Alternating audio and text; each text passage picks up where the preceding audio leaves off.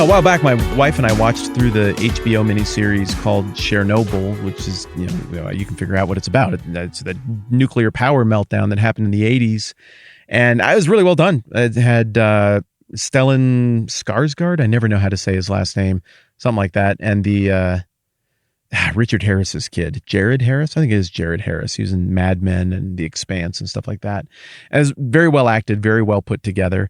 And you can tell a good show when it has motifs, when it has themes that are happening visually and in terms of the story beats that cause you to think about something deeper, like the insidiousness of evil and the contagiousness of evil and rot. And that theme is carried out in Chernobyl masterfully by the way this invisible radiation gets on all kinds of seemingly innocent things like clothes or a baby's rattle, or even it's on a person. And then anything that baby rattle or that item or that person gets around is then infected with the rot, with the radiation, with the disease, with the death. And it's a very powerful, profound theme. It's dark, but it's good. It's excellent. The kind of stuff that you got to watch from time to time to balance out all of the superhero movies and the other fluffier stuff. And likewise, the Bible has a very similar theme on both a spiritual theological level and also occasionally manifesting on a physical level. There's this idea that rot, that death, that sin is very contagious. It gets on one thing, it goes to the next. It gets on one person at the beginning of human history, and it gets handed off to all of the rest of people throughout human history. And it's undefeatable. You can't wash radiation out of your cells once you walked into the blown out reactor at Chernobyl. And you also can't wash the death and stain of the human problem, of brokenness, of entropy, out of the cells of the human. And this comes up all over the Bible, thematically and overtly. But whereas in Chernobyl, there's not a lot of hope for making this death, this contagious rot go away, other than entombing things in concrete and never going back to that place ever again. In the Bible, there's a little bit more of a remedy that is holed out to the contagious rot and death. And that is this equally contagious, redemptive work of God, work of Jesus, the contagious nature of the values of the kingdom. It's a little seed that grows into something bigger. All of the kingdom parables of Matthew 13 talk about the replicatability and contagiousness of the redemption of God in one type of imagery or another. And further, we get just a couple of examples of this leaking over into the physical. And I don't know what to do with these. I'm pretty clear on what's happening with the theological idea of the human problem and its contagiousness and the work of God to defeat that human problem and its contagiousness correspondingly.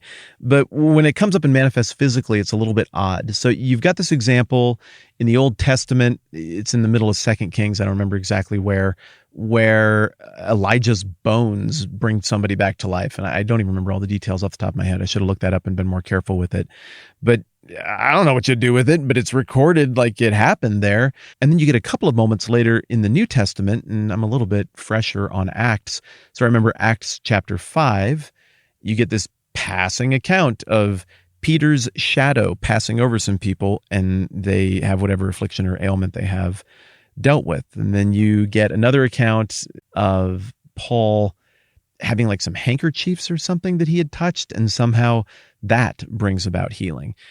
You get a few allusions to this after the Bible in church history, but I don't know. It doesn't feel like this is caught on as like a phenomenon. I mean, if it worked, I'm sure this would have caught on and people would have latched onto this idea that there's an efficacious, physical, reliable, repeatable, transmissible healingness that can go on an item. And I know that there are surely some of you sitting here talking with me who are like, yeah, our church has that and it works. I mean, cool. I haven't seen that. I am going to go ahead and be skeptical of such claims, but I don't know, you've seen different stuff than I do. We can agree to disagree on that. But no matter how skeptical I might be of such claims about items from time to time holding the power of God in modern times, I can't deny that we get at least those three examples off the top of my head in the Bible of that occurring. So why do these occurrences happen? Well, I think the reason is pretty simple contextually, at least in Acts. It's to demonstrate, in keeping with the commissioning of the missional discourse in chapter 10, where Jesus sends out his disciples on a big open world quest, and he tells them, like, there's going to be miraculous stuff that you're going to be a part of, and it's indicative of Jesus' authority. It's a way of saying the authority of the king is on my messengers. And in both accounts in Acts chapter 5, and then again in Acts chapter 19, the validity of Peter and Paul are in question. They're powerful groups that are like, I don't think you're actually a representative of the true God. And so I think narratively, the best case for why these two little accounts are thrown in there is to demonstrate that people figured out that Peter and Paul did have authority that was on loan from Jesus, because they were claiming Jesus, and there was so much miraculous stuff that even their shadow or their used handkerchief had miraculous stuff in it. It's almost like an ancient Near Eastern way of expressing something like, that guy, he's worked on this way longer than I have. He's got more knowledge about that subject in his pinky finger than I've got in my whole body. You know that expression. Maybe it's illustrating the same thing. And it isn't entirely unprecedented from the life of Jesus either, because we do have these handful of accounts where somebody just touches Jesus' outfit and they get better. And that's what we run into in Matthew chapter 14. As we get to the end of that chapter. Why would I not have had my Bible open to that part when I knew that's the part we were going to talk about? The disciples have finally just said, all right, you're the Son of God. Okay, we get it. We're tracking with who you are. There's no other way to explain it. And they're still coming off of this epiphany. They cross the Sea of Galilee and they land over there. And then verse 35 of Matthew 14 says, and when the men of that place recognized Jesus, they sent word to all the surrounding country. People brought all their sick to him and begged him to let the sick just touch the edge of his cloak, and all who touched him were healed. Okay, a couple obvious things going on narratively here. One, it reemphasizes the reality that Jesus just isn't sick of people, that even though this is a normal Tuesday for him, he's going to keep on doing it. He looks at the crowds and he has compassion for them. He's always on mission, even though he needs a break. And two, he probably needs a break.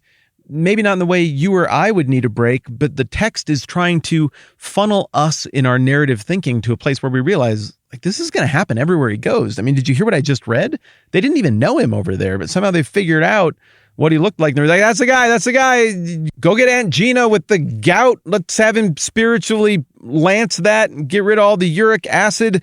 Let's bring everybody in. Let's get all the ulcers fixed and the weird disfigurations. See if he can do anything about male pattern baldness. This is going to be awesome. There's no record of him teaching or doing anything. It's like the crush of the crowd is so great that all he was able to do was heal.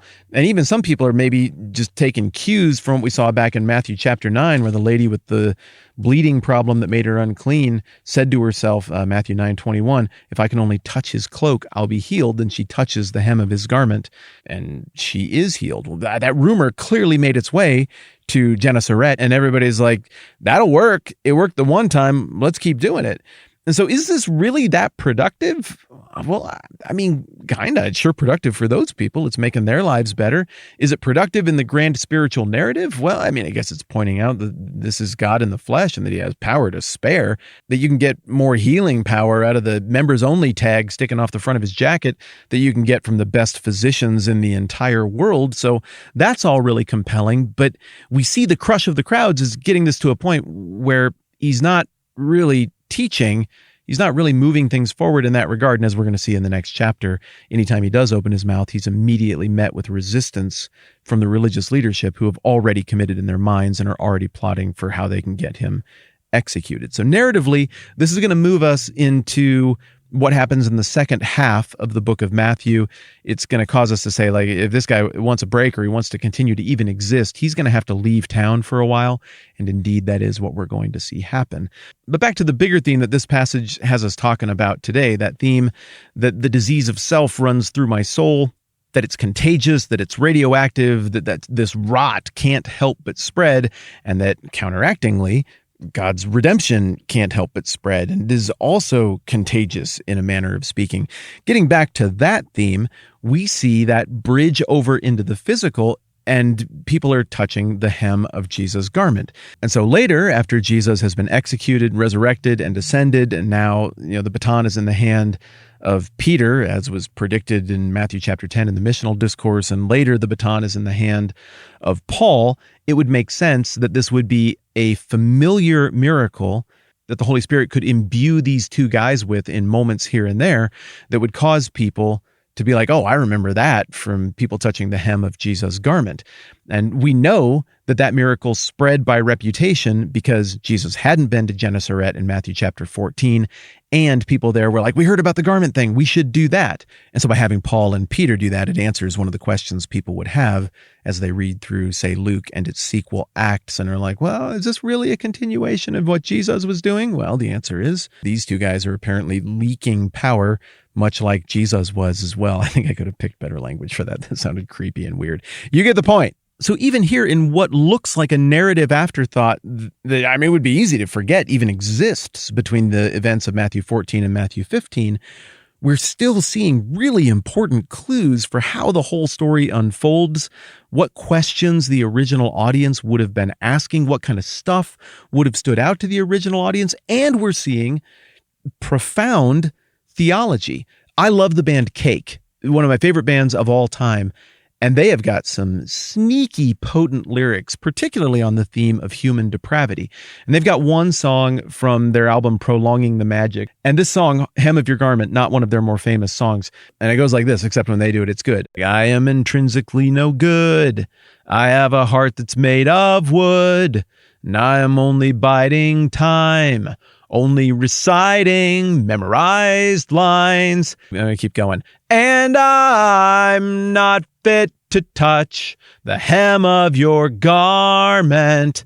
No, and then it's like a bunch of, oh, yeah, uh-huh, all right. And like, whip sounds and stuff like that. If you haven't heard it, it works. It's better than what I just did. But the song is incredibly insightful. The lyrics are obviously drawing on exactly this passage, and they get the theological take-home here. That whether these people understood what they were acting out or not, the truth of the matter is, Jesus is being held out here as other, as different, as entirely better. And the reality that people are fawning at him, trying to just touch a part of his clothing, because even the hem, the corner stitch of his garment, holds more power, more promise, more ability to deal with that infectious radioactive rot of the human problem than even the most sophisticated or sage of other people that fawning, desperate crowd could go and track down. So high five to you, John McCrae, for writing an incredibly insightful, theologically astute song that takes what might be treated as a throwaway little passage in the narrative, but instead points out the standing of Jesus and the standing of humanity as we as humans are held out in the Bible as being utterly incapable of resolving the rot, the radiation, the crisis of sin, human failure, and imperfection, with Jesus being held out as the only solution to that problem for which we desperately need a solution. Good stuff. I've gone on and on again, but I've had fun. Thanks for hanging out with me. I'm Matt. This is the 10-Minute Bible Hour podcast. Let's do this again soon. Hey guys, it's Jeff, and I thought Matt's vocal take earlier in this episode needed some musical accompaniment, so here you go. I am intrinsically no good. I have a heart that's made of wood, and I am only biding time, only reciting memorized lines, and I'm not fit to touch the hem of your garment. No, and then it's like a bunch of, oh, yeah, uh-huh, all right, and like, whip sounds and stuff like that. If you haven't heard it, it works. It's better than what I just did.